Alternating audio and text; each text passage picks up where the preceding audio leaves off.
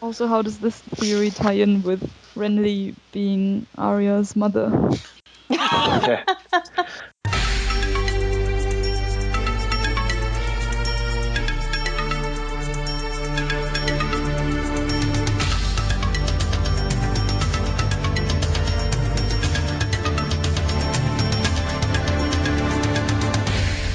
Hello everyone, welcome to part 4 of the Vassals of Kingsgrave, A Song of Ice and Fire linear reread series. Previous episodes, if you're following along, are episodes 232, 233, and 237. My name is Greg, I'm claudiusthefool on the forums, and I'm joined by 5 other vassals. Do you guys want to introduce yourselves? Hi, I'm Tanja, I'm Scilens on the forums. Hi, this is Amber in the flesh, Amberrocks on the forums. And this is Adam, also known as drownedsnow on the forums. This is Calvin, KCenturion on the forums. Hello everyone, this is Nadia. So we are going to soldier on today through July 298 and the first half of August 298. We'll be covering Sansa I, Ned III, Bran III, Cat 4, and Ned 4. And anyone have any Ice and Fire news or anything you'd like to discuss before we dive into it? Didn't the Duncan Egg collection come out recently? Oh yeah, the official. It'll be out. It comes out tomorrow, but it'll be out by the time the episode goes out.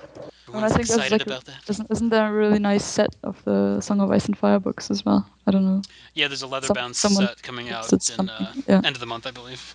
Is anyone getting that? Does it smell of rich mahogany?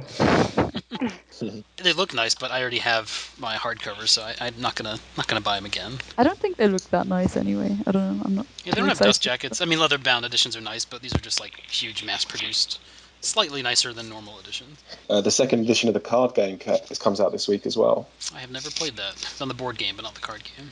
Yeah, it's a lot more intense in terms of learning the rules, but it's quite fun once you get the hang of it. Yeah, I watched a mean play guy at Ice and Fire Con, and it was didn't really know what the hell was going on. It's not quite like Magic the Gathering, which is my only reference for that. They've added the Tyrells and the Night's Watch as 2 new factions. That's definitely be interesting to see how they play against the others. So let's get down to it, and Adam is going to do the recap for Sansa I. Okay, yes, the first Sansa chapter. It opens up with Sansa at breakfast with Septa Mordain. She tells her that her fathers rode off with the king before dawn that morning. I believe this is when he's having the chat from Eddard II, or it could be another day. I don't know the timeline exactly.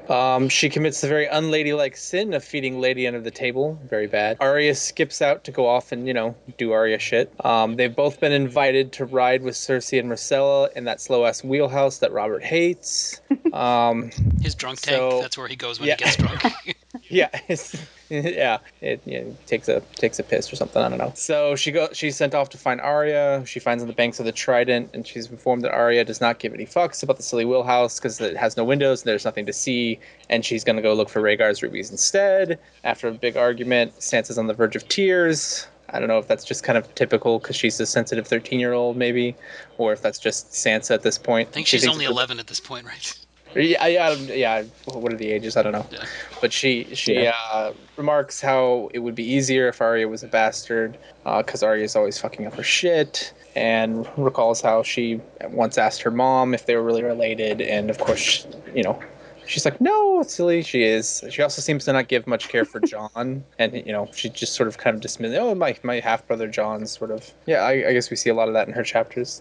She goes off alone to meet the Queen. Well, there she finds Renly and Barristan giving greetings. They've just arrived from King's Landing to escort them the rest of the way, as well as Sir Ilyn Payne. She doesn't recognize them at first, but she gets a terrible feeling of the foreshadows from Sir Ilyn Payne, which will come up later in the book. Sandor Clegane comes up behind her, grabs her on the shoulders, and scares the shit out of her because she can never get over the burnt marks on his face.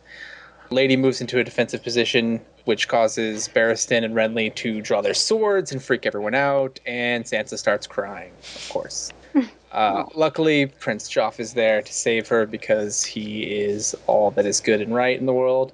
But she impresses very, very calmly. Don't forget. He's very gallant. Very gallant. Yes. Gallant. Yes. She impresses both Barristan and Renly by dropping some knowledge, basically knowing who they are without them being introduced, which kind of fucking obvious. Old Kingsguard dude and dude that's obviously a Baratheon and is like young, so Could have been Stannis. That was her only other option. Could have been Stannis. But I mean, I don't know if they're impressed more because she knows it, or because they're like, oh, Northerners don't know shit, right? Yeah. We never see them. Anyway, Sansa and Joffrey ride off together, and her stomach is full of butterflies because she's like, my gallant prince, and all is good and right in the world, and, you know, nothing will ever go wrong.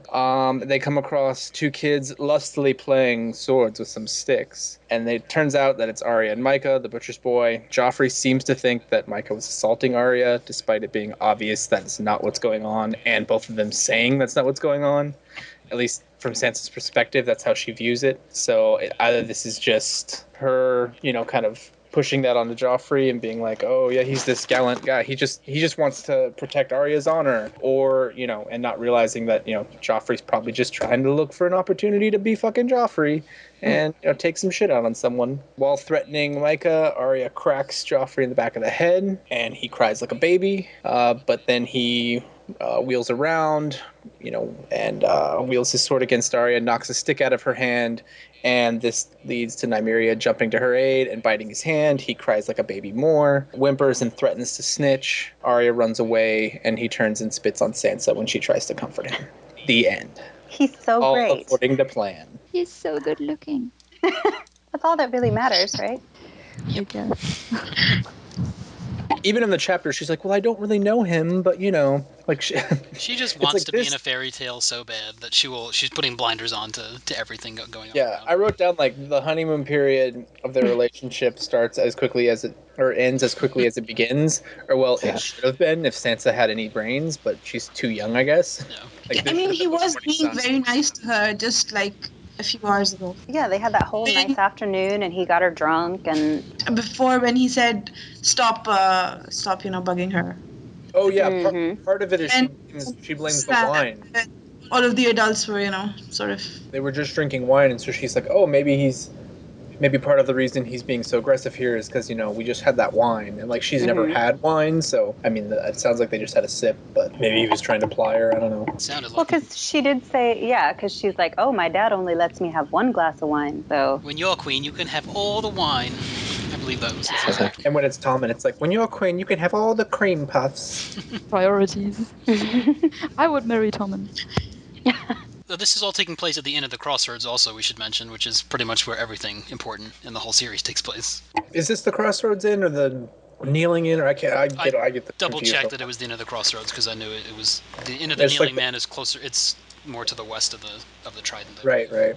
Yeah, this is like the largest inn in the area. I think they remarked that it's like 3 or 4 stories, but it still doesn't even hold like a fourth of the company. Yeah, he's got like 800 people with him. Yeah. It's understandable. And more people arriving. Yeah, this is the one that the Brotherhood Without Banners takes over later, and they set the orphans up inside. Correct? Podcast Yeah. historian?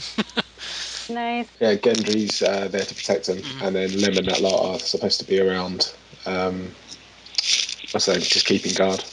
I don't know. I haven't actually done a reread in a couple years. You're still not. No, I actually. So No, I was making fun of listening. Thomas. Oh, okay.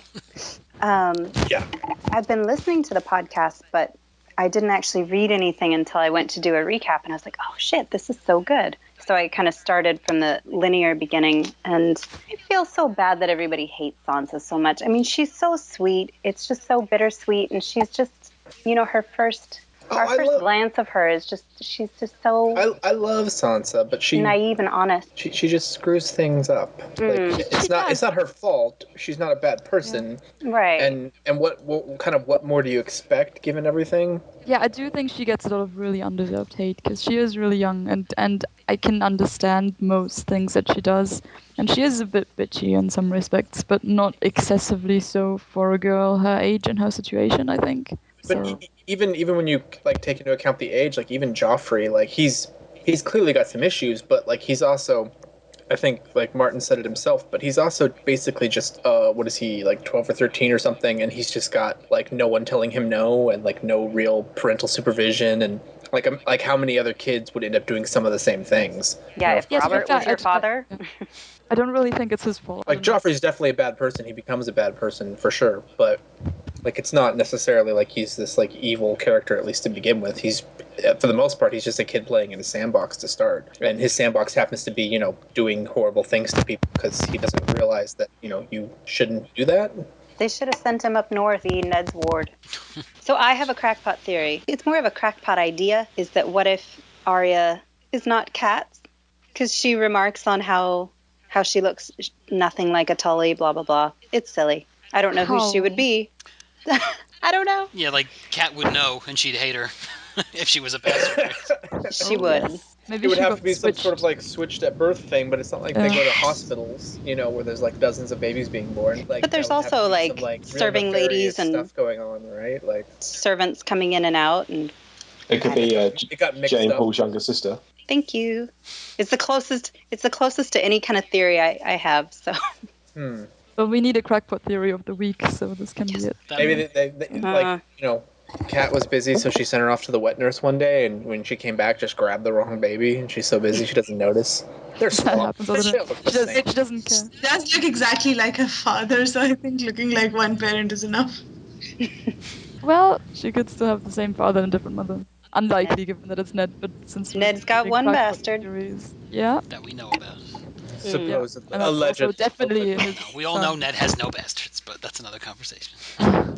I did like that Sansa tried to use like the use of lemon cakes as a way to get Arya to come into the wagon, but Arya was like, "Fuck that! I don't want that stupid lemon cake stuff."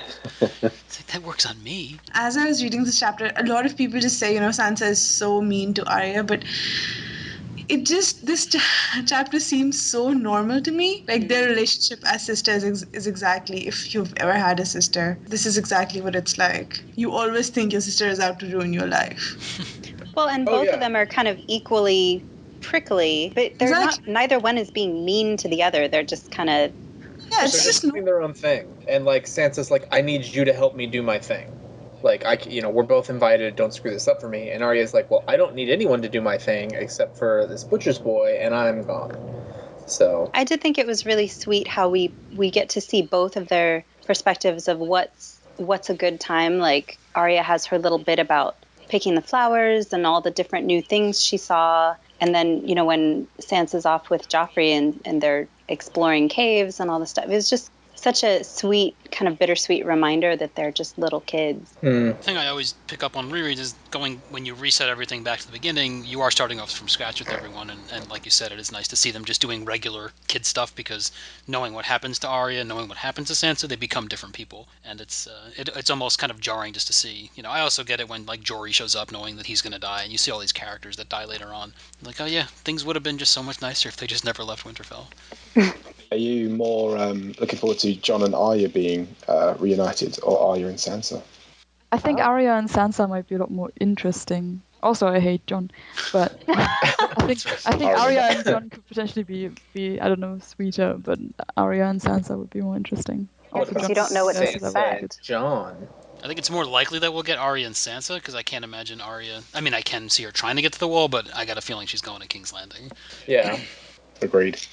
Well, but Sansa's not in King's Landing. Yeah, I know. I just realized that made no sense, but... Not yet, though. Shocking, But maybe she's like, I'm going to stop and see my aunt on the way. Sansa's got to go back to King's Landing before she can become Queen of the Seven Kingdoms, so they can meet up then.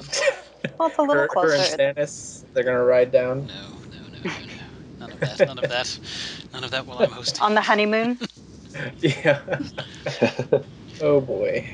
I did appreciate the banter between Barristan and Renly, because I never think of Barristan as a funny guy, but he does have the joke. He actually makes a joke when he calls Renly a prancing jackanape, and they like have a bro slap. But and then he gets very very stern again and back to Barristan mode. They were so great. It's been so long since my last reread, I kind of forgot like what's the big deal about Renly, but just in like a couple sentences, he's so awesome.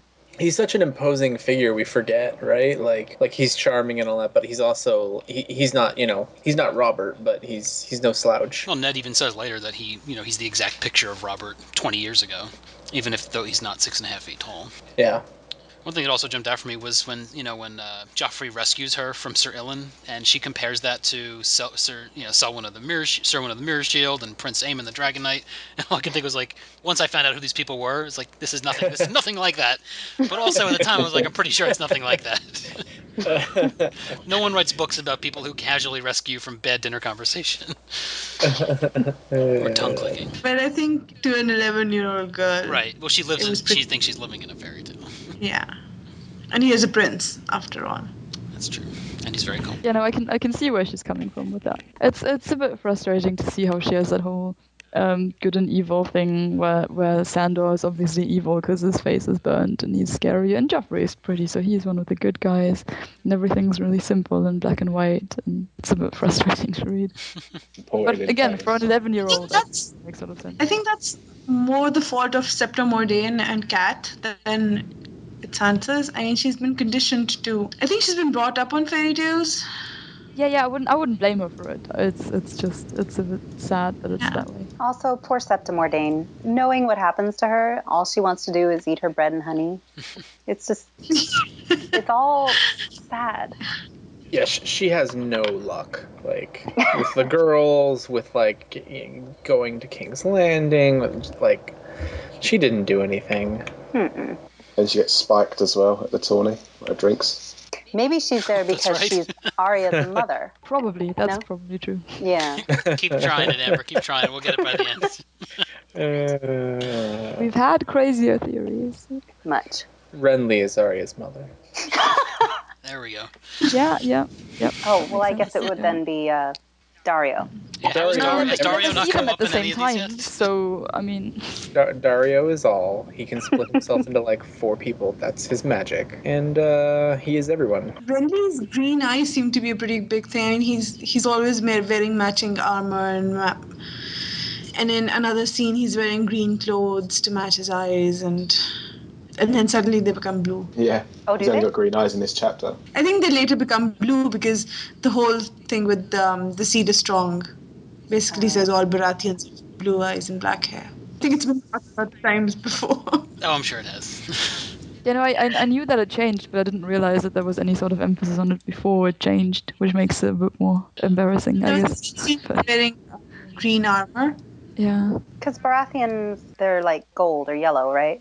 Yeah, golden black. Yeah, I think it's sort of a foreshadowing, like with his connection to the Tyrells as well, because obviously they're all green as well. I was thinking that maybe Loras has been buying his clothes for him since they're involved. That's possible. One other thing I had for this chapter was after Nymeria attacks Joffrey and she throws his sword into the river, Sansa, instead of screaming, stop, you're hurting him, or stop it, she says, you're ruining it, which means she's really just clinging on to living in the fairy tale and everything's perfect, you're ruining it, you're spoiling it, she says, which always kind of stood out to me. Like, that's not necessarily the first thing I would have said. You're breaking the dream. Yeah. As if we didn't know it was broken already, but she wants it to keep going. Well, and as far as Arya ruining it, I kind of wonder what Joffrey would have done to her if Nymeria hadn't happened to show up. Like, he was ready to cut a bitch. I would have hoped she would have run away, but yeah, she probably, knowing Ara, she probably wouldn't have. Glad we didn't find out, though. Moving on to Ned 3, which is Nadia. So Veon Poole comes to tell Ned that Arya has been found, but instead of being brought to Ned, she's been taken straight to the king. Ned is furious at this, and he orders Poole to bring Sansa in case she's needed as a witness. The king is waiting in Lord Darry's crowded audience chamber for the queen and Joffrey. Arya is standing in the middle of the room and is terrified. As soon as she sees Ned, she starts to sob. Ned demands to know why Arya has been treated like this, and the queen accuses her of having attacked Joffrey. The king asks Arya to tell everyone what happened, and she does. But when Joffrey is also asked about the event, he tells a very different version of it. This leaves Robert even more frustrated, but Ned says there was one more person there, Sansa. But Sansa claims not to remember. Hearing this, Arya attacks Sansa and kicks and punches her. She's pulled off Sansa, and the queen uses this behavior to convince Robert that Arya is wild. But Robert only tells Ned to discipline Arya while he will discipline Joffrey. Cersei still wants Nymeria dead and skinned, but when told that Nymeria was not found, she says, we have a vote. Ned realizes she means lady, but Robert agrees that lady will die. Sansa is distraught and Arya is angry, so Ned pleads with Robert, but Robert doesn't listen. So Ned tries to shame Robert into executing Lady by his own hand, but he just leaves the hall. Instead of letting Ellen Payne do it, Ned says he'll do it himself. After Lady's execution, Ned sends her body to Winterfell. As he walks back to the tower, he meets Sandor Clegane coming back from the hunt. The hound shows Ned Micah's body, whom the hound had just killed. Fun times. Yeah. Oh, And we like Robert less and less with every chapter. He's the worst. He's worse than Joffrey for lying because he can see what the truth is. It's pretty obvious, but he just doesn't have the balls to stand up to Cersei. It's like I said last time when they're like, well, why would he name Jaime as Warden of the East? Because he's like, I just don't want the hassle. I don't want Cersei and her parents. I don't want people mad at me. I just want to hunt and drink and go to whorehouses and be left alone. Like, And that's John it. Arryn was good at letting him do that. Yeah, at least he picked someone to run things for him, sort of. But then he's like, I can't even be bothered to do the job myself. Like, ugh. Yeah, I mean, I guess he just always wants the easiest way out, which is in a way understandable, but it doesn't make it any more likable, really, because this is not cool. But I guess he thinks this way he'll have the least trouble with it, which is, I guess it works out for him, because it's not like he really has to deal with anything. Yeah, not that we didn't hate Cersei already, but for me, when she had that line of, what of the direwolf? Or, we have a wolf here. That's when you realize what was coming, where she really started to go down, in my book. Not so much having Bran pushed out a window, but once she wanted to kill the direwolf, that's when I knew she was bad. The worst. I guess with Bran, at least you kind of understand where she's coming from. It's really not okay. Yeah, this is but just you can at least vengeance, kind of petty see, vengeance. Yeah, he could tell someone, whereas Lady's not gonna. So sad. What's that, Yeah, lady? worst What's case that, scenario, lady? What'd you see? What'd you see? have Lady sent away or whatever. Like if she really was scared of the direwolves, there would have been other options. She just does that out of spite, and it's different from the situation with Bran, which is also not okay. I'm not justifying pushing children out of the window, but at least she benefited from this one, whereas with Lady she just doesn't. She's not getting anything out of this. No one is. So just smug satisfaction. Yeah. And against a child, like what does a grown woman get out of taking a child's pet away? This is like really seriously. I just Well, to be fair, it's like if in the reverse, if the Lannisters had like lions, like it's a very dangerous animal, and like they're not really at odds right now, but I think like Cersei's always looking kind of ahead. like I would have understood killing Nymeria because Nymeria was the one who attacked Joffrey. I still don't think it would have been nice, but it would have made sense in a way. But killing Lady is just completely that's totally just out stupid. of spite. Yeah, with Nymeria, I can kind of see you wanting to protect your own child, and that wolf has attacked. It was just an excuse. She's like, the other ones run off, and now I can get rid of this one and be done with it. Like, I think she didn't want them around in the first place. Yeah. So. Well, and it's funny how sometimes she tries to kind of pander to Sansa and make her think that she loves her as a daughter and all this shit, and sometimes she just doesn't care. I think part of that depends on how in her cups she is. Also, with Ned saying that let me do it. She's of the North. Like Cersei thinks it's a trick. Like she has no concept of honor, or at least the Northern honor, or like that he should be the one to do this, even though she passed the sentence on it. And that was another early sign that she just had a very different thinking mode than Ned and the Northerners. Well, and also Ned comes off looking so badass. I mean, standing up to the king in front of a room full of people, pretty awesome. But the whole scene is so terrible. Arya's she's just standing in the center of the room all alone, surrounded by all these adults, and she has to stand up against the queen and Joffrey, and she does. Yeah, and she's told the truth. She assumes that by telling the truth, people will understand. And of course, the fact that Joffrey lies and Sansa doesn't stay with her at all. She tries to play the middle by saying, I don't know, but she basically didn't stand with her sister, and then in the end it got her direwolf killed. I did like it that you saw them kind of standing together right before it all ended, where they're both saying, no, Lady didn't do anything. You can't do it, which was another tough one from the TV show. I mean, it's sweet of Arya to still support Sansa and Lady, even though Sansa is kind of... I mean, I also understand why Sansa wouldn't want to side against the person she's marrying. Right. Like, I feel like she can't really... Yeah. It's like, I feel like what she's doing is really horrible, but to be fair, she didn't know Lady was going to be killed. She didn't know. I mean, and you can't, if you're going to marry into that family, you don't really want to get off on the wrong foot with them, which I do understand. But I don't think what Sansa did was horrible. I mean, it was fine. It was the wrong thing to do, but she was scared. She was terrified, and there was. I do understand it. It's just not supposed to be married. Your sister. To this person. She never went as far as actually siding with Joffrey. She really did, as you say, try and play the middle and just try and stay out of it as much as possible.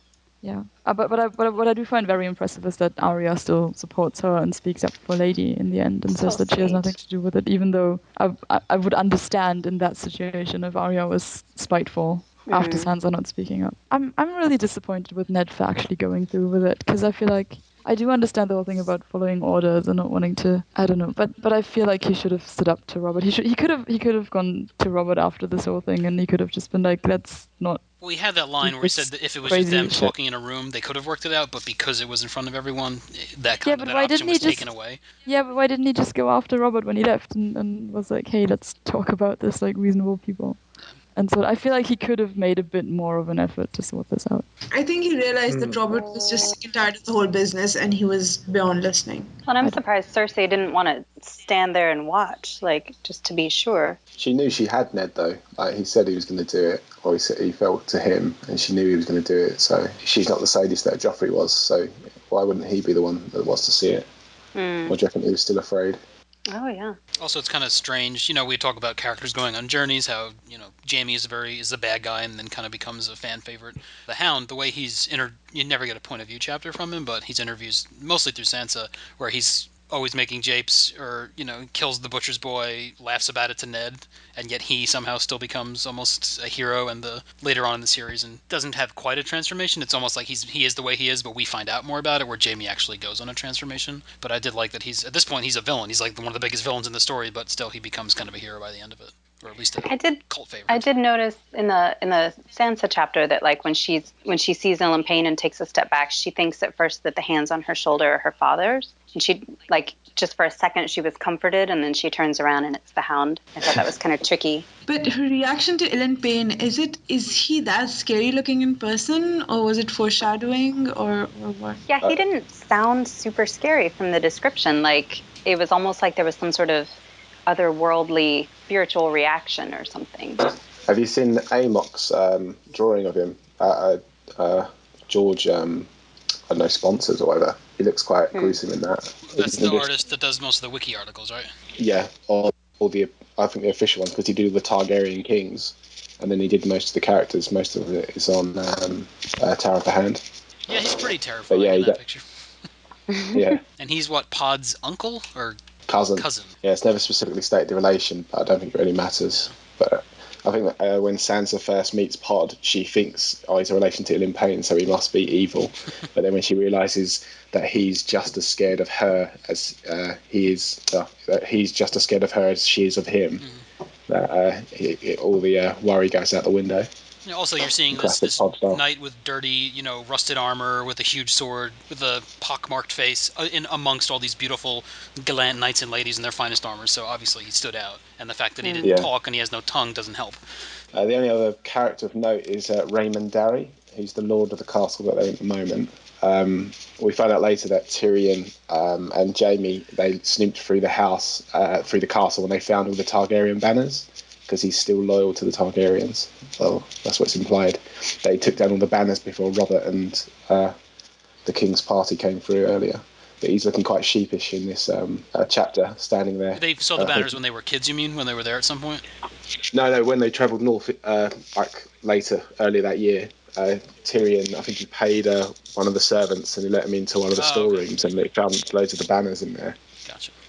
Well, was it his older brother who was the one that kept Dany safe for all that time? It's never specified. There's loads of Darrys, because there's obviously Jonathan on the King's Guard. Willem's the one that takes Dany and Viserys. And in this chapter it says that 3 of Rhaemon's brothers died at the Trident. So there's quite a few Darrys. We don't really know who the names of them all are. But we knew they were supporters, so hedging his bets, I'm sure, just in case there's a return. Very much so.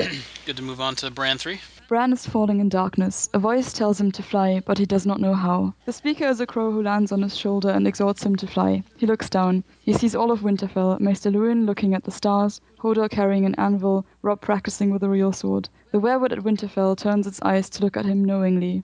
He sees Catelyn and Sir Roderick on a galley with a knife. He sees Eddard plead with Robert while Sansa cries and Arya holds her secrets.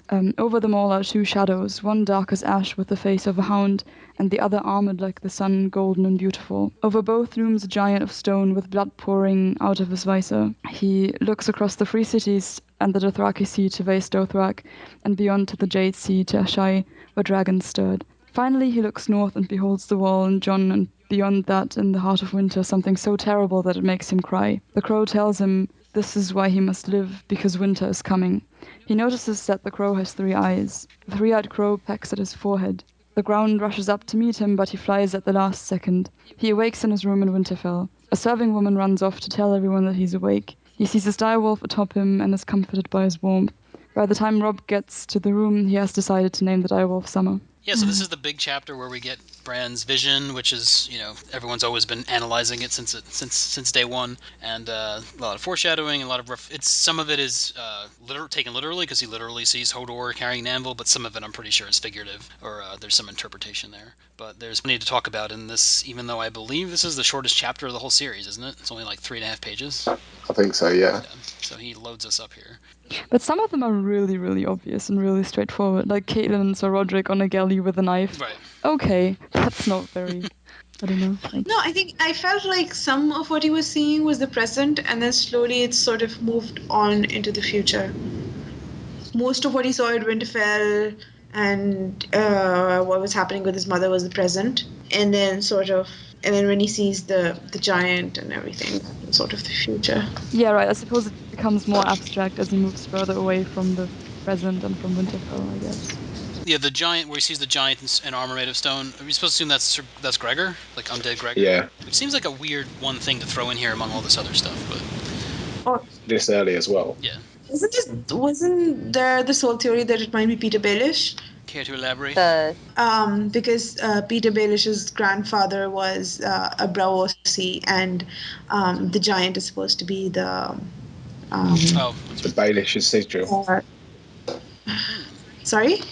The Baelish house sigil is the Titan's head, or exactly the Titan of Braavos. Yeah, I didn't know that. And basically, what the reason is that Gregor Clegane doesn't really have that direct of an impact on the Stark's lives compared to Peter Baelish, right?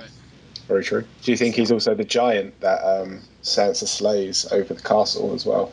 I sure hope so. Was that one of the Ghost of High Heart's visions of a maiden with purple snakes in her hair?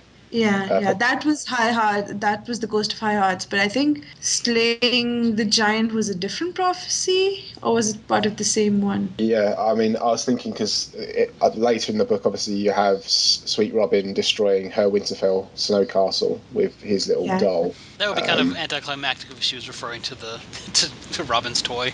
Yeah, so that's sort of like the feint, and then obviously there's going to be something bigger, which I think the Baelish one's quite a good catch, Nadia. Again, I did not catch this. Somebody else did. Don't say that. I think I read this somewhere on Westeros. Just take the credit for it. None of us. Yeah, that's fine. You brought it to us. Okay.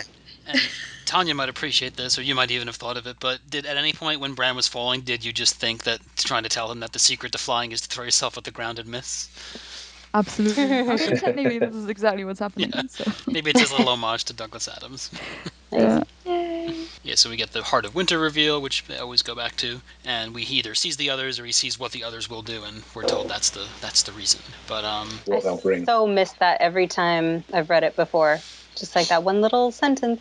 Yeah. Well, the first time you read it, I read it so fast, just for story. I don't pick up on anything. And then it's you read theories, and then it's easier when you're analyzing this closely and writing notes on each page to pick this stuff up when you're looking for it. But people do pick it up originally, and that's why they have podcasts. I did wonder when there's a second when he's falling where he remembers Jaime's face and freaks out, and the crow's like, "Forget that, you do not need it now. Put it aside, put it away." And the way it says you do not need it now, so does that mean he just doesn't need it anymore? Or maybe later it will come back to him and mean something? I think it was later when Clay Serwyn comes to the castle and he gets reminded of the incest.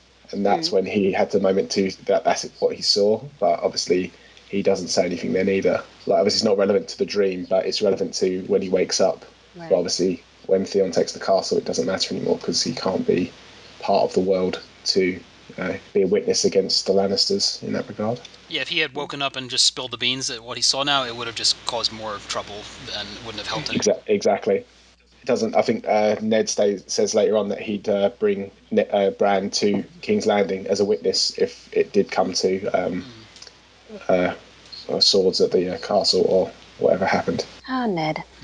So optimistic. What about the dragons stirring in Ashai? Is this like a part of the future? Will the dragons actually multiply? And I think a lot of it is meant to be in the present at what's happening at the moment. So obviously that would be part of it now, and people still think there are dragons are like in other places, just not Westeros, Essos, or anywhere nearby. so does that mean that the part about Jon is the present too? Because a lot of people seem to think that this refers to Jon being stabbed and his body being stored in the ice cells. I don't remember the wording exactly. It's the next paragraph after. It says, he saw the world shining like blue crystal and his bastard brother Jon sleeping alone in a cold bed, his skin growing pale and hard as the memory of all warmth fled from him. Yeah, that definitely, I think, could be referring to stuff not happening, but it's the paragraph before seems to be all in the present, so that's why I always took that as he's actually seeing dragons in Ashai, because it's really just describing geography, like the layout of the world with the Dothraki Sea and Vaes Dothrak and the Jade Sea, and then to Ashai. So it would be weird if one sentence of that was supposed to be figurative or futuristic when everything else was just telling you what he saw, like as a map. That's how I always pictured it. Couldn't it be as well that he's the surviving family members like Sansa and Arya, and then Jon currently as well? So the longer he looks at them, the more he sees their futures. So like with Sansa and Arya, you have like the Hound, and I assume the armoured knight in Sun and Golden is maybe Jaime, and obviously Baelish is the giant. So he's looking at into their futures by looking at them. And then Jon is obviously at the wall, and then his future is obviously him under the wall, freezing cold. Whereas like Ned and Catelyn, they don't really have futures, so that's why they only see them in the present. Maybe. Could be. There's the paragraph at the end where it ends with how he talks about when he almost falls. He sees the frozen wasteland where jagged blue-white spires of ice waited to embrace him. He saw the bones of 1,000 other dreamers impaled upon them.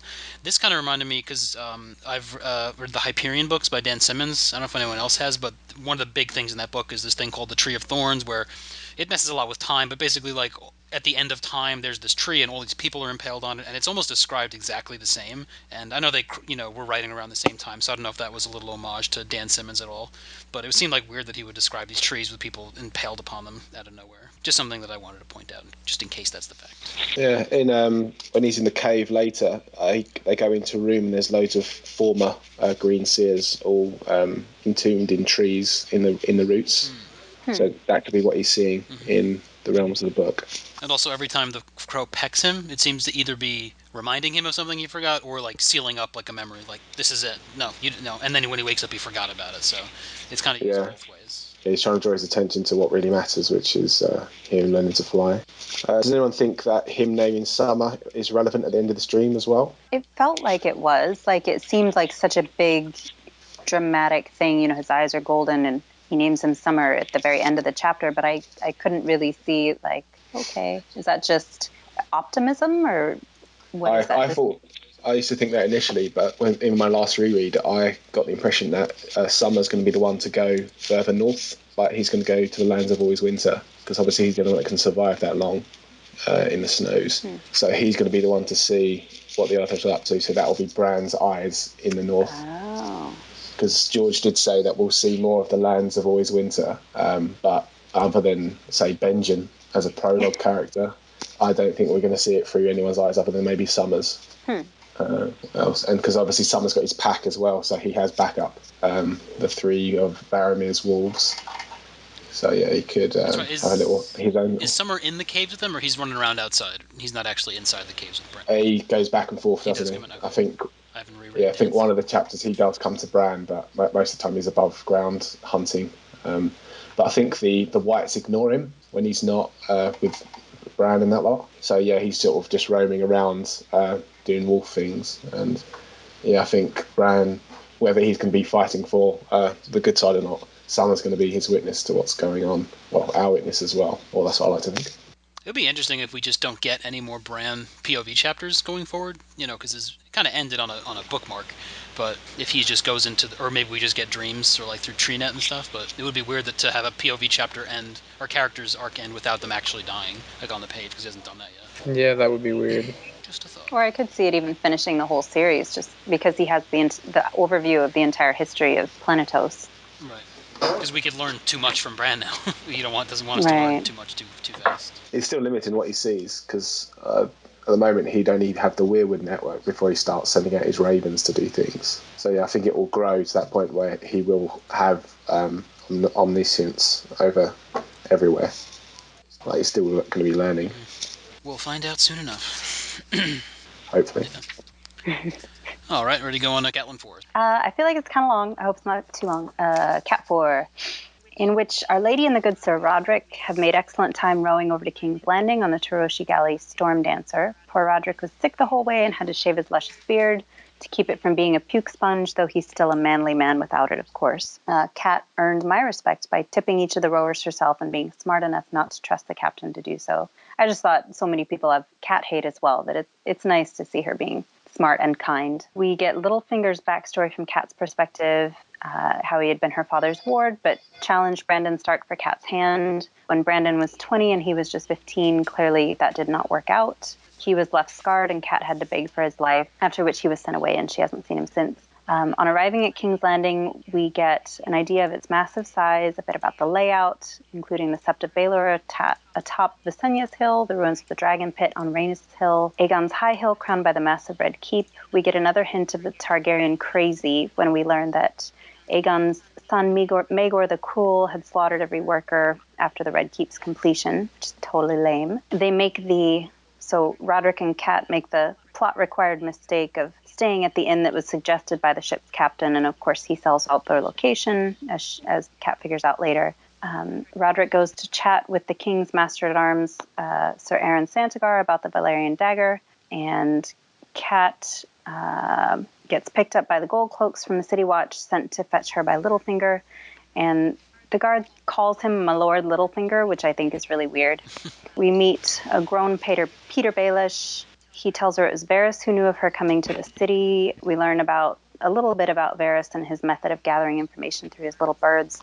Also, at some point in there, Littlefinger has some line about, I was ever a friend to your sister Lysa. Varys knows that, which I thought was cool. And then Varys enters, and he is plump, perfumed, powdered, and hairless as an egg, and I can only picture Conleth Hill, whom I love so much. And after some fawning and pleasantries on his part, we find that Varys knows all about why Cat's there, wants to see the dagger. Littlefinger claims not to know what's going on, but he sees the dagger, says it's his. Supposedly he lost it to Tyrion Lannister by betting on Jaime in a joust, while Tyrion bet on the winner, Loras Tyrell, which I think somebody has said before. I know this is not my thought, but that's just crazy because there's no way that Tyrion would bet against Jaime. So discuss. Yeah, I mean, I rarely pick up on inaccuracies early on, but that was one of the first early ones. It's like, no, that doesn't make sense. And plus, if it is, it's way too stupid that he would just give him his own knife. But Kat's not in the mode to think logically about it, I guess. Are we joined by Bina? I know she's in the comments. Is she here? Hi, this is Bina, long-time listener, first-time caller.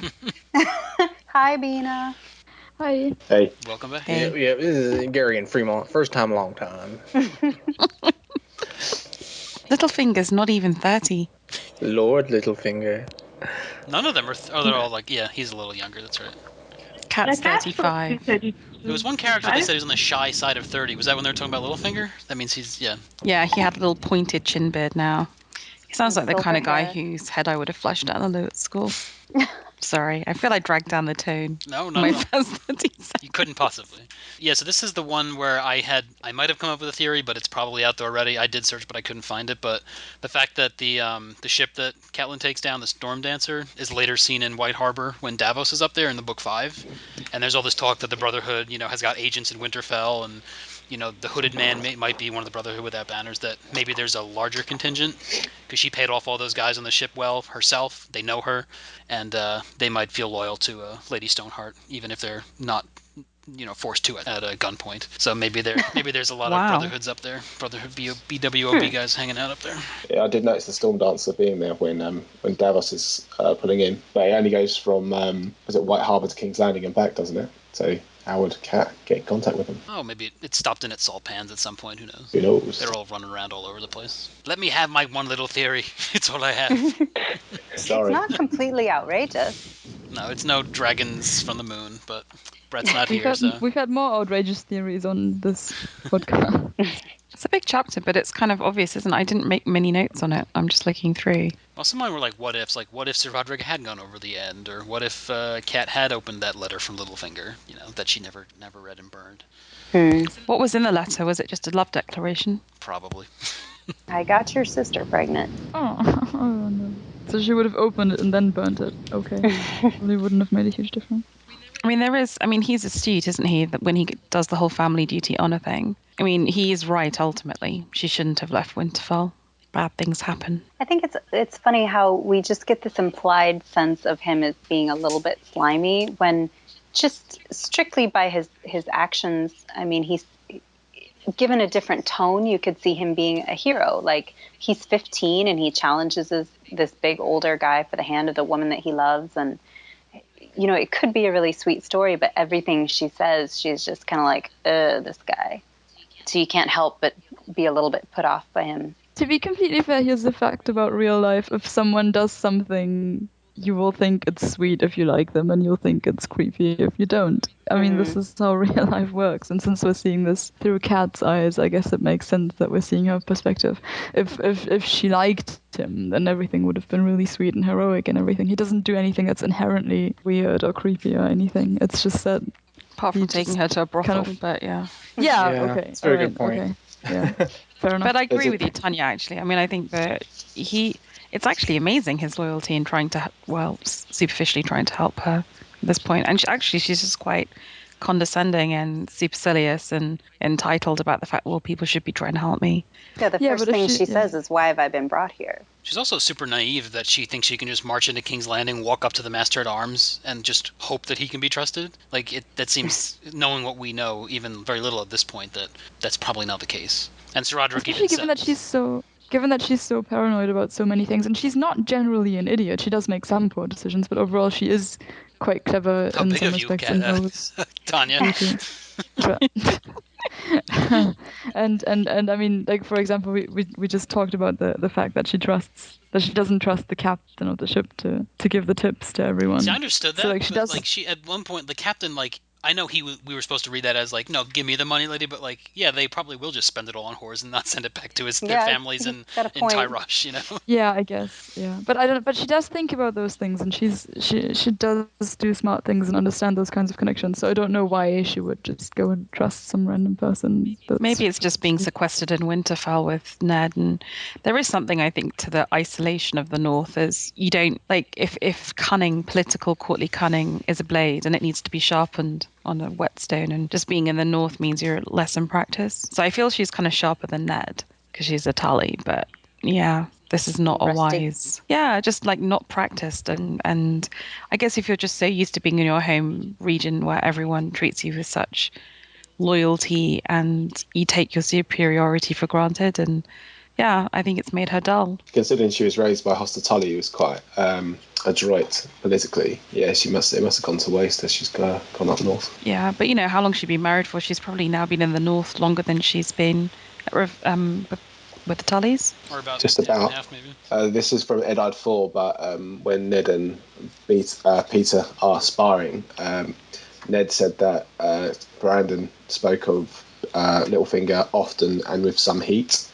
And I got the impression that maybe there was more of a build-up to the fight. So maybe where Peter's meant to be quite smart, he was probably always sparring with Brandon with words, trying to make him look stupid, because obviously Brandon wasn't the smartest people. So maybe that's why Cat had to beg him not to kill him when the duel went bad for Littlefinger. So maybe that's why she's thinking worse of him in this chapter, because of maybe the horrible things he used to say to Brandon. He probably deserved it all.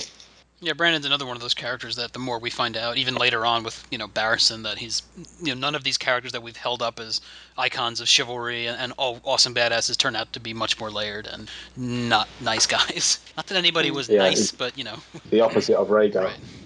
Who we're meant to believe was awful turns out to probably be a little more nuanced. And also the fact that it's the City Watch that find her, and we know that, Littlefinger tries to convince Ned that he can buy off City Watch later on, but at this point he's already got at least some of them in his pocket because they're walking around carrying his sigil, waving it around, and doing his deeds for him. So he definitely had the sway even back then. Varys is pretty sweet. I like how he comes in just as a new character and instantly just knows everything that's going on. He's very deferential, or like, oh, please, you flatter me. yes, I have spies, but they do most of the work. Yeah. So he gives credit where credit's due. What was everyone's kind of first impression there? Like, really, I mean, like, where did we think this was going? You almost get the impression that he's working with Littlefinger because they kind of join together, and they're both interrogating Cat at least on an equal footing, it seems. Sharing information a little bit. So I know it definitely seemed like they were buddies. And Varys doesn't out him about the knife lie either, because obviously the knife wasn't Tyrion's. That's a good point. So you think he played it up like pretending, this is sharp, I cut myself, where he knew, like, yeah, it's a Valyrian steel blade, it's probably going to be sharp. He's playing the game of Varys. Yeah. You'd think the Master of Spiders wouldn't want to leave powdered thumbprints everywhere he goes, but they don't have fingerprint technology at this point, so I guess it's not a big deal. It's very CSI Westeros. He just like leaves it everywhere. He's like, I know in the future this will be something, but right now I'm just gonna leave evidence. Because Varys is a time-traveling mermaid. So you don't notice it the first time, but when you come back, you realize, oh, this was a disguise too. They're all disguises. What he really looks like, nobody knows. Dario. It's actually like three children and a puppet. Is that a theory? It's three little birds standing on top of each other. Like that. He's like the dwarves in Snow White. There we go. We've got our crackpot theory. Whew.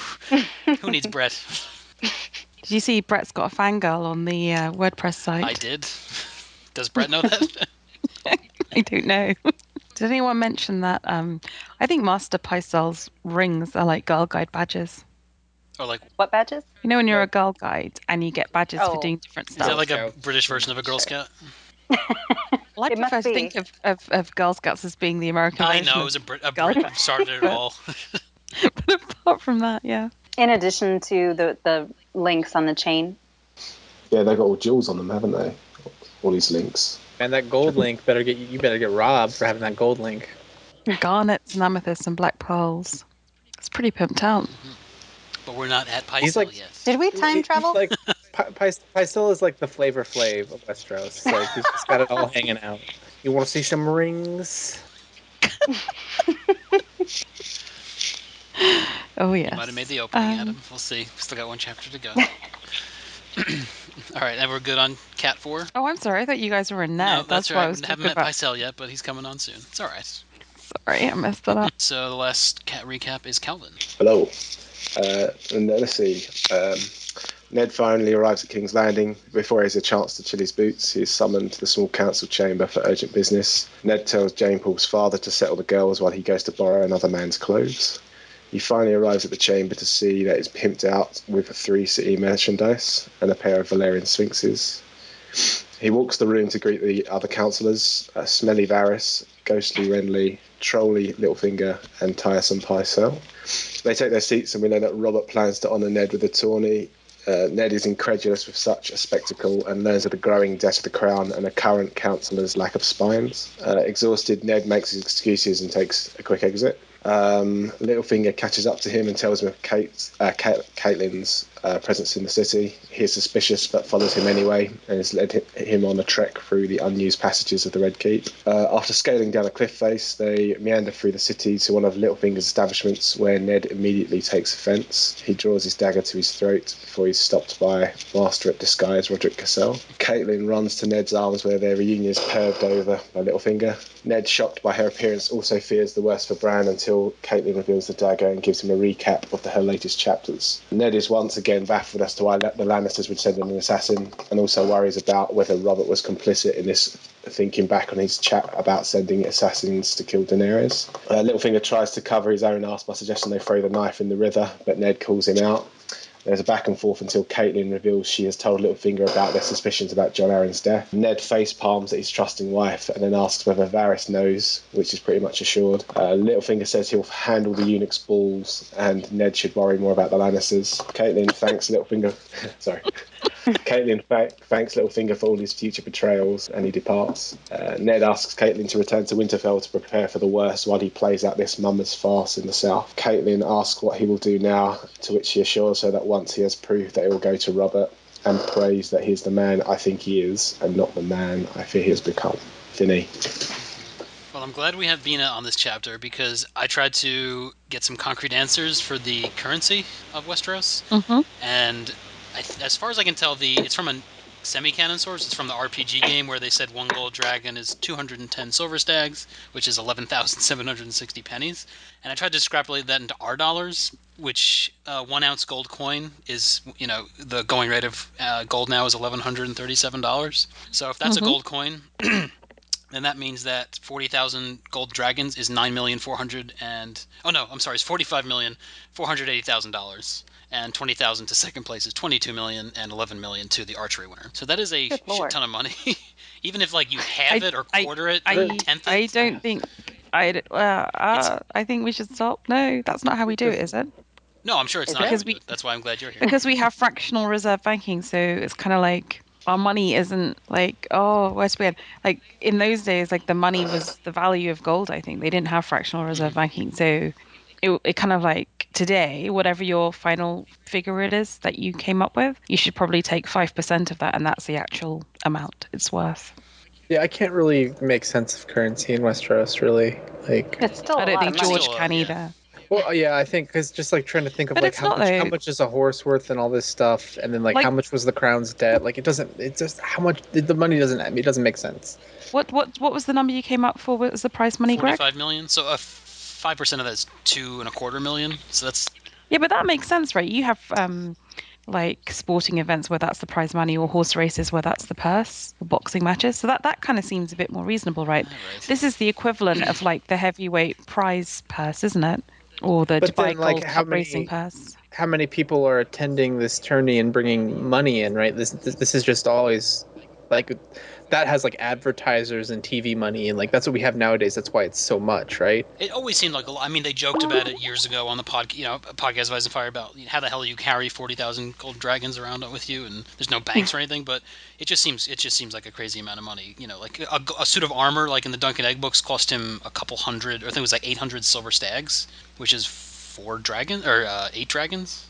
Yeah. Which is 40,000. That's astronomical. What are these people? How much wine can they buy at the local, inn? How much does a castle cost? And how come Tywin can't buy a Valyrian sword? How come he didn't just buy all the knives that are lying around and melt them into one Valyrian sword?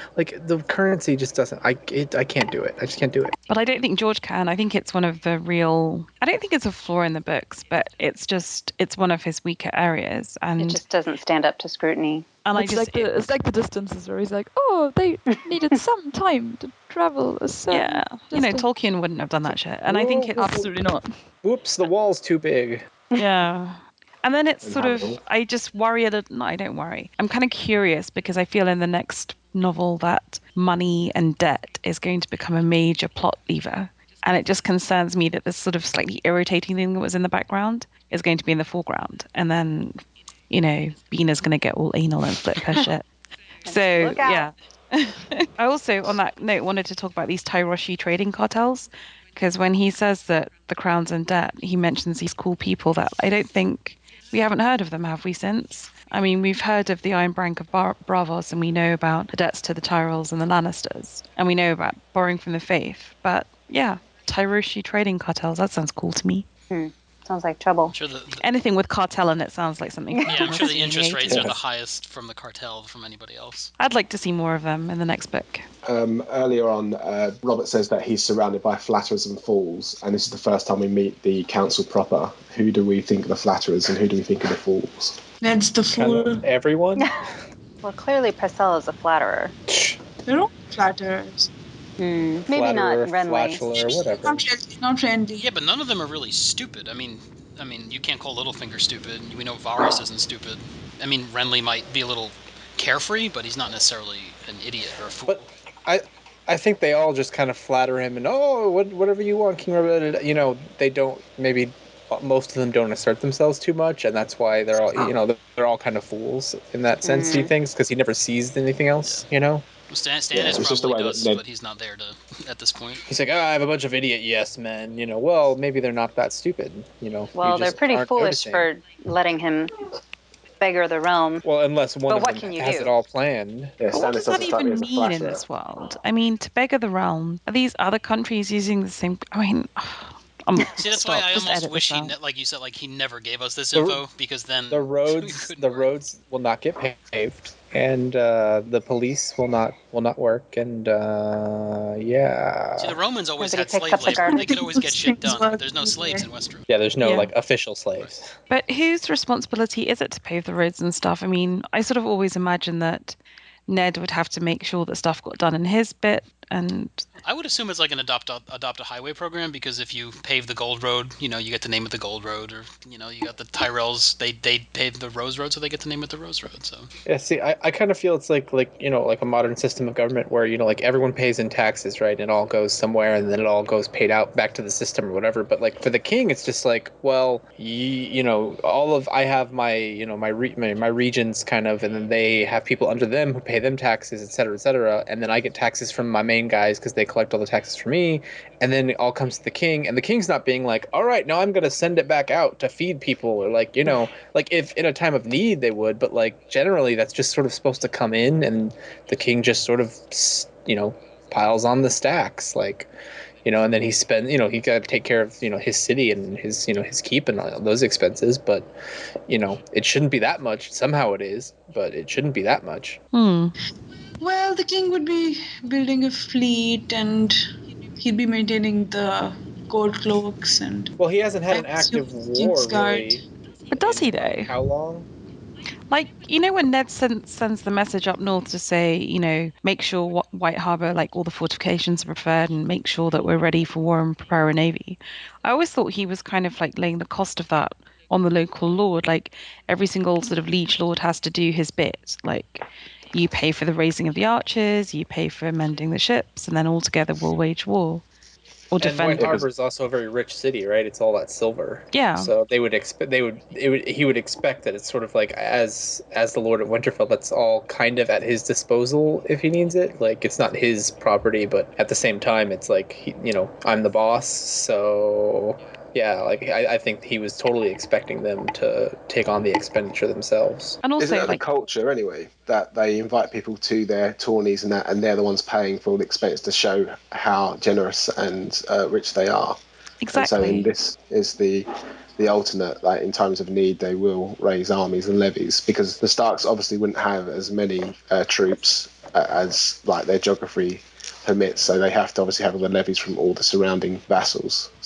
And I guess in some ways that would maybe make sense why the tournament purses would be so high, because it's like the king, again, like I said, he's got a very small area of concern as far as like spending money, so like probably a lot of his expenditure would be like, well, all this money's coming in, so big tournament, like whatever, maybe that's expected. Yeah, and I think almost in a way he's a little bit silly. Like I don't know how it worked with medieval jousting, but maybe he should have waited for someone else to try and impress him by throwing a tourney in honor of Ned. It's kind of like, I always think of it as Tudor times when people would, on the one hand you're very flattered when the king comes through on his royal progress, on the other hand you have to pay to host them, but showing how extravagantly you can host them is, like you say, it's proving the point. And there would have been other aristo families who presumably would have been willing to fund all this stuff, but it's just part of Robert's self-sabotage, I guess. It's a financial self-sabotage on the nation. The Dornish use that excuse to forestall Balon Swan coming to Sunspear. Like they all host him at every one of their castles. So that's sort of not unexpected for a king's progress, or at least him carrying the banner of the king at the time. So it just, when you read about all this stuff, it just makes me angry on behalf of the nation that none of the aristos sort of got up and decided to depose Robert or set him aside for Stannis, because he has totally depleted the nation. I'm just getting angry. Well, does I it don't make like- sense that Ned would be completely surprised that the crown is in such a sad state? I mean, as a part of the kingdom, wouldn't they have, I don't know, tried to raise taxes or get men from the north or get money from the north somehow? Like, shouldn't he... I mean, they made it seem like he hadn't seen Robert in a long time, but shouldn't he actually know He'd have communication. generally the affairs of the state? Yeah. I know. It's almost like a willful ignorance. If you're the liege lord that controls or the warden that controls one of the biggest regions, it's just... I find them both so irresponsible as these great men.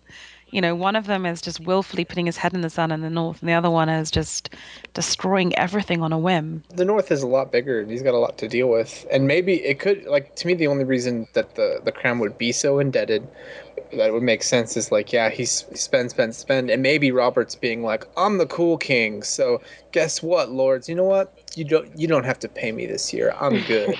You know, maybe like that's how he's been. Like, so maybe Ned's like, oh, well, I haven't really sent him a lot of taxes. He's always telling me not to send it, and I thought it was just because we were buddies. But, you know, like who knows? Like, he's like, keep it, man. Keep that shit for the wall, because they're important. I got it. Robert would never say that. But it's not like he's done that, right? I mean, it's not like for the crown to be this much in debt, and yet we know that they've let the wall be underinvested in, which is one of your main defenses. Seriously? Yeah, we're led to believe that it all happened since Robert's rebellion, because Ned says that by the time of the takeover, the coffers were full and everything was fine, financially at least. Yeah. But I wonder how far that was true. I mean, This is a guy who'd been waging war, so I mean, Ned is not really a guy who I think of as a reliable source of information. No, but he was probably in King's Landing during the transition, and also we know that Aerys was confiscating lands and killing people as traitors, so he's probably taking all their shit also, you know, prescribing them and taking all their, attainting them and taking their money. Do you not think there would have been reparations after the war, though, that all the families that had fought on Robert's side would be given some of the money that was seized back? Well, they're given land from lords who didn't fight on Robert's side. Okay, so the crown is a net gainer from the war. Ugh, math. And they're probably extra tax, like the lords that fought for the Targaryens, probably they get like, you know, all right, double taxes next year, bitch, you know, like. Unless Robert really likes you as a person, then he'll just put his arm around you and be like, it's okay, brother, it's all right. Yeah, they'd be like, it's cool. I don't even care about like the Worlds of Ice and Fire. Next time I want George, Ellie, and Linda to publish like a ledger, like the big fat ledger of Westeros. I want to see like the fracking financial accounts. I want the equivalent of the blue book that we have from the Treasury. And I want it going back like about 100 years. Thank you very much. Don't you think that like Robert, like he doesn't really have extravagant tastes? He just wants like wine and women, basically. You know, feed him and have some women around, and like I feel like it's kind of like the Joker in The Dark Knight, where he's like burning all that money, and he's like, well, all I really like is gasoline and bullets and dynamite, and that shit's cheap. So it's like, I don't know. It's just the whole situation. Yeah, but tournaments aren't, and he does like hunting. Hunting isn't cheap, and tournaments aren't cheap. How is but how much really does it cost to hunt? Does he go out with like hundreds of people? Like, yeah, I mean, they've got everything they need. Yeah. Like, I don't know. And most it's all the paraphernalia, isn't it? Free labor, right? They're like they're indebted to him. But they still need like food and shelter and gas for your horses and that kind of thing. Beer for the horses. The council chamber's quite well kitted out as well, like all the Moorish carpets and statues and whatnot. I kept thinking, have they like refurbished it since Stannis and Jon Arryn and Robert have left? Because obviously he has no taste. Jon and Stannis were no fun. So is it Varys, Peter, and Renly? So let's splash out on a couple of new carpets. But maybe they were there from the Targaryens. I think there's another Varys and something to Dany later on talking about Rhaegar, and they're saying, Rhaegar used to sing songs, he used to love poetry and all blah blah blah. And then she asks, was Robert like that as well? And Barristan laughs in her face and sort of says, no, Robert just liked bawdy songs and laughing and drinking. He's just a big fat peasant, isn't he? Basically. Yeah, pretty much. Yeah. And not that there's anything wrong with that, but. But we love him all, and that's why he's still king. I mean, actually, this is what's really surprised me on this reread, is that I always had this fondness for Robert as a sort of fat, jovial Henry VIII type figure, and a fondness for Ned as this man of honor, even though like slightly naive. And actually, I've really come to dislike them so far on this reread, which has been weird for me. Ned's, I think he's more suspicious of everything. Like, he's not just sitting there like, oh yeah, I'm walking into traps. He's actually sort of, all right, he's obviously plotting something and whatnot. Yeah, he's like really unimpressed when Catelyn's like, oh yeah, well I told Littlefinger everything, and he's like, wait, what? Why? But still, I just feel that these great lords are just, really negligent. And I guess that's George's point, right? Shouldn't put these people on a pedestal. They're just human. Very true. Also, from their point of view, as long as you're not at open war and your people aren't rebelling, everything's fine on your end. It's very easy in this world to keep the peasants and the small folk down. I mean, the way I thought of it is probably that even if some of the aristocrats are thinking this guy's crippling the realm and bankrupting it, that they've just got such war fatigue. I mean, this is all in living memory. So it's a little bit like sort of the run up to World War II when everyone sort of figures out that probably, Nazi Germany is not a good thing, but it's just with the carnage of World War One and living memory, they just haven't got the stomach to go back in. So I guess that's okay. Like, it's all very well for an Aristo family to say, right, we're going to take on Robert, but, when you try and raise the banners and no one comes because they've all lost every other son in the previous war, you end up just looking foolish. Yeah. One other thing I just want to bring up when Ned sends off the instructions, to White Harbor and to Galbert Glover to man-moat Catelyn, he also has the line about, I want a careful watch kept on Theon Greyjoy. If there is a war, we shall have sore need of his father's fleet. And the first time I read... How naive! Well, the first time I read this, I was like, okay, he's going to want to send Theon off and get his father's fleet or something, but I don't think that's what he meant. I think he meant we need to keep a watch on him because we're going to need to play up him as a hostage even more to ensure that Balon grudgingly lends his support. But the first, knowing what happens later, like, oh, that's what Robb tried to do, send him off. I don't think that's what Ned intended. Or do you guys think that? Or No. Ned was definitely gonna pull the hostage card as opposed to trusting Theon. Hmm. But do you think, when I said naive, I think you're right. I think he would have pulled the hostage card, but is he naive to think that the Greyjoys would give him the fleet in exchange for Theon? Oh, definitely. Yeah, Or is that just us but maybe he with the doesn't benefit of realize hindsight knowing? yeah, that's we know we've that, read the chapters. right? But at the time, like, for all he doesn't know about Asha. He doesn't know that he's got his own plans, or that he doesn't really give two shits about Theon at this point. Yeah, we never get anything with like how much Two salty shits. how much interaction they have. Like, I mean, has he even sent a raven to the Greyjoys since he took Theon? Like, who knows? I think Theon did send ravens from time to time, so he was keeping himself updated. But the replies from the Iron Islands were very few in comparison. I also got the impression that Balon, he was going to strike sooner until he found out that Theon was going to be sent back to him as well, because otherwise he was just gathering all these ships and then, he was waiting for Theon, because every ship that came to the port wasn't allowed to leave pretty much since the War of the Five Kings kicked off. It's kind of weird he would wait, huh? Yeah, I think he only waited because he knew that Theon was coming, so he thought, let's see what my son has become, and then obviously he wasn't impressed. So, I mean, it was another gamble, but, it paid off. You know what really annoys me about the final paragraph? All justice flows from the king. When I know the truth, I must go to Robert. Why? Just have some nous, have some cunning. Like, all justice doesn't flow from the king when you know he's a drunkard and gone to seed, and that the whole regime in King's Landing is corrupt. This is basically the lesson we have learned from the last 2 chapters of this book that we've read, is that King's Landing is utterly, top to bottom, corrupt. Don't go to the king.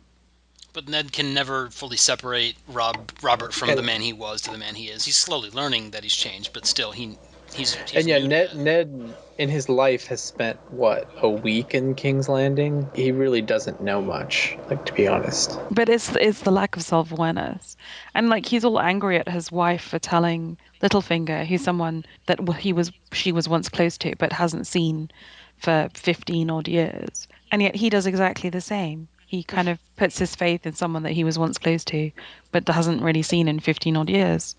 Well, yeah, but he knows better. I mean, obviously, because he's Ned, right? And it works out so well. Yeah, but he is kind of self-doubting. Like, at the end of the chapter, he's like, oh, I pray he's the man. I think he is not the man I kind of suspect he might have become. So it's a little bit, he is starting to doubt his own judgment, but just not enough to protect himself. It's kind of sad. It's just, there's enough doubt, but not enough. Yeah, and he's running out of time. Which, again, is a little bit what the linear reread shows you, just how much happens in August. Like, just a lot goes down. Like, I guess we can be harsh on Ned, but he arrives in King's Landing and, within a matter of days, it's all gone down. He's injured in a cell. Yeah, there's no real golden period or couple weeks of fun. I mean, I think he sits in the Iron Throne as Hand. The first time he does that is after he had his leg broken, or did he? Yeah, maybe once he was there before, but it was when he was passing judgment on Gregor and sent out Barry. Exactly.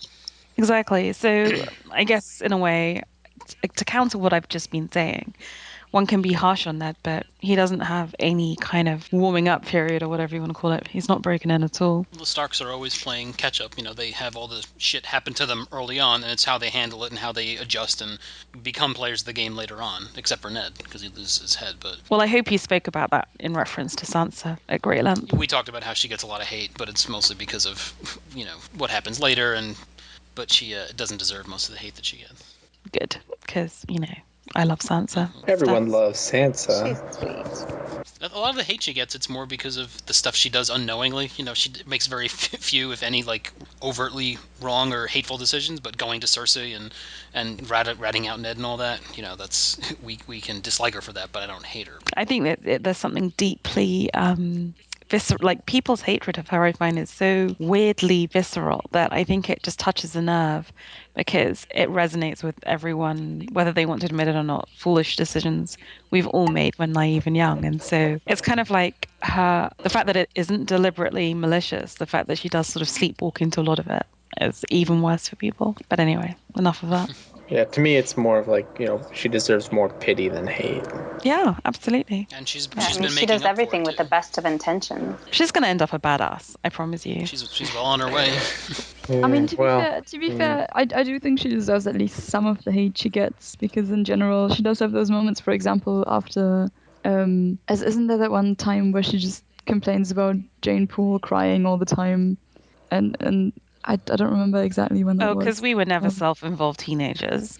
But I mean, Well, there's like that was after her there's a dad limit died, wasn't to it? that. Yeah, there's a limit to that. I feel like if your friend's dad dies or whatever happened there, I feel like it's a bit mean to say, that bitch should just she's get still her kind shit of, together at and that point, stop she's crying. still kind of not really accepting what's going on, you Yeah. know? Yeah, So exactly. anything like before she sees Ned killed is like excusable to me. And I think that's kind of the point after that is where, for the most part, she slowly starts to change, and she still does some things that are kind of stupid given the information, but little by little she wisens up. Yeah, but I don't really blame her for anything she does because I feel like even though terrible things happen as a consequence, I see where she's coming from with most of her actions. But when you just read her point of view chapters, she just sometimes thinks really mean things about people. But we all do, don't we? But we don't say I them, don't. and other people don't think. No, I mean, yeah, I guess, but Lord knows think I she's- do. I do. I vocalize them too. I just think she's one of the most realistically drawn characters because she's not nice all the time, and she is self-involved and she is naive. But then again, she's a kid, and I feel that her spinning a web of delusion about being in a romantic, chivalrous story of love with her young prince is far more forgivable than Ned kind of clinging on to this delusional idea of Robert as the man he once was against all evidence. So, Yeah, sure. I mean, other people make terrible decisions and should know much better, whereas she just really... Yeah, I mean, like with Ned, I guess this has been discussed to death, but he makes a lot of decisions when he really should know better, and he really has no excuse for some of his mistakes. Yep, definitely. One as unappetizing as it may be, some of what we see in Sansa's head is so raw. It's kind of the difference between having her as an actual point of view character without a filter and then seeing her from somebody else's point of view, where you wouldn't know she's thinking bitchy thoughts in her head. You kind of judge her differently, but I think it is really honest and human. Yeah, exactly. And that's where I think is the strength of George. It really honestly doesn't matter to me that George can't do like currency, but Clearly it does matter to you, Bina, but I know it's just a little bit. Just a little bit. But I see that as a fault on my part, not a fault on his. And but I love how he writes, and I think I particularly love how he writes Sansa. Why don't you volunteer to write that blue book? I do. I mean, I've always said that one day when I have this fictitious amount of like spare time, I'm going to go back and do an economic history of Westeros. But like stuff happens. Cricket, rugby. Let alone actual like family and shit. I mean, they're like running a 10th at this point. So. I do want to do that one day. Maybe when the series is over. Look forward to reading it. Yeah, in about like 40 years' time. Hopefully we'll have Don't the be too series will be optimistic. wrapped up by then. Yeah, exactly. I've got a crackpot for this chapter. Ooh, please do. Does anyone wonder why Robert and Renly look so much alike? They're twins. Other than they're brothers? No, they're Robert's. Father and son. Yeah, What? his eldest bastard. Oh. Does Renly Robert know? I don't know. Is I there don't any think- basis for this, or is this just? Just Of throwing course it out not. there. How old was We've heard Robert at worse the rebellion? theories. How old was he? Robert was 15 when And Renly was 8, was right? born. So he would have been. Oh yeah, that's definitely old enough. The seed is strong. But then You wouldn't can make a Renly's baby at mum have 7. had to have like faked a pregnancy, like put a cushion up her dress? When that's what around that time is when their parents went to the Free Cities to find a bride for Rhaegar, and obviously when they came back was the ill-fated shipwreck outside the Storm's End. So by that timeline, it means that the mother, Cassana, she had Renly, gave birth to Renly, and then she jumped on the ship to join Stefan as he did his tour of the Free Cities. But yeah, so Robert was at Storm's End at the time, and then maybe Maester Cresson did a bit of covering up. But wouldn't it be too dangerous to make him keep him at court as this nephew? Why wouldn't he been sent out to become a blacksmith like Henry? Because I suppose it's within the castle. Because Storm's End's meant to be quite small in regards to it's like quite a big castle, but the garrison and the household in it is meant to be quite minor compared to like Castle Rock and all the other castles. Also, how does this theory tie in with Renly being Arya's mother? Yeah, that's Because that's another thing we established, right? That also happened. So does that make Arya a secret Targaryen? Yes. Well, everyone is. Okay. So Of it course. doesn't matter. Yeah. Everyone's a target. Also Dario. Arya is also Dario. Daria. Daria. Yeah, their names was are so such a similar. cool It's show. obvious. At Ice and FireCon, someone came dressed up as Daria Naharis. She was a crossover between Daria so and cool. Dario. Nice. That is literally the coolest thing ever. A lot of very funny, punny costumes there. You're just Wyman Manderley? No pun? Ugh, jeez. All right. I was sort of like Daria in school, and now I'm more like her mum. It's so sad. It We happens all to all grow of us. up, Bina. Oh. All right, oh, I think that wraps it up proper. Thank you for joining us. I believe Bina will be back on hosting next one, or we're not sure yet. Somebody will be hosting the next one. If it's on the Monday, then I will be. Okay. But if people want to do it on the Sunday, then someone else can host, and I can edit. I'll be free to edit them. Gotcha. And we'll be covering the rest of August 298, which is Jon 3, Tyrion 3, Arya 2, Bran 4, and Ned 5 next time. So hopefully you'll join us then. Have a good night.